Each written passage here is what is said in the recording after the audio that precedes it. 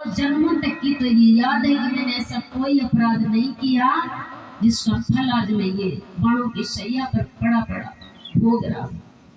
क्योंकि पूरे शरीर से वो रक्त बह गया, सो करके शरीर हड्डियों का ढांचा हो गया। कन्हैया कहने लगे ऐसा हो ही नहीं सकता, जब तक इस शरीर से कोई पाप नहीं होता है तब तक इस शरीर से कुछ भोगना नहीं पड़ता है।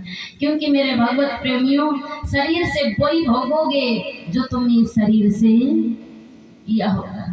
कहने लगे भगवान कन्हैया पितामह, तुम्हें 100 जन्मों की याद है लेकिन इसके आगे की हमें याद है। क्या कहते हैं कि पितामह भीष्म हमेशा से ही राजा बनते चले आ रहे हैं।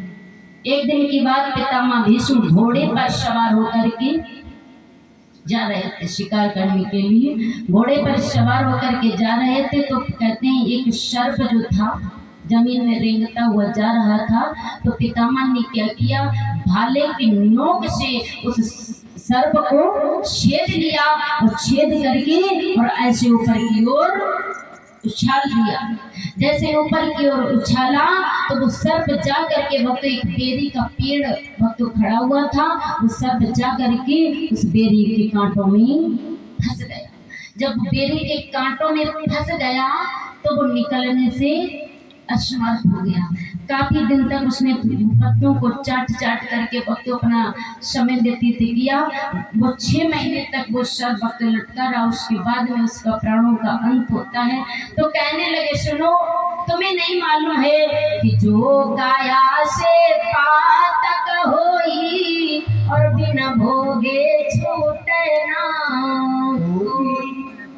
जो इस शरीर से पाप होता है ना, जो काया से पातक होई और बिन भोगे छूटे ना कोई, इस शरीर से जो करते हो वो भरना ही पड़ता है। याद दिलाया, आज कोई समय आ गया, वो बदला आज हमारे जीवन में उदय हो गया है। आज भक्तों 6 महीने तक लेटे लेटे पितामह भीष्म आज वक्त सुंदर पांडवों को ज्ञान चर्चा श्रवण कराते हैं। उसके बाद फागुन के महीने में ओम शब्द स्मरण करके और भक्तों प्रभु के धाम के लिए प्रस्थान करते हैं। बोलिए गोविंद भगवान की जय हो। इसके आगे की कथा बड़ी ही सुंदर भक्तों आती है।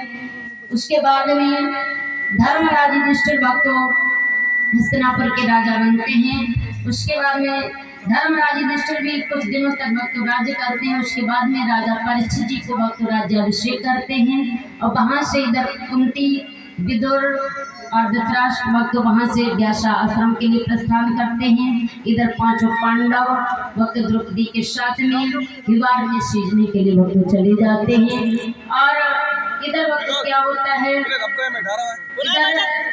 राजा बन चुके हैं कौन, राजा परीक्षित जी राजा बन चुके हैं। राजा परीक्षित राजा वक्त बन गए।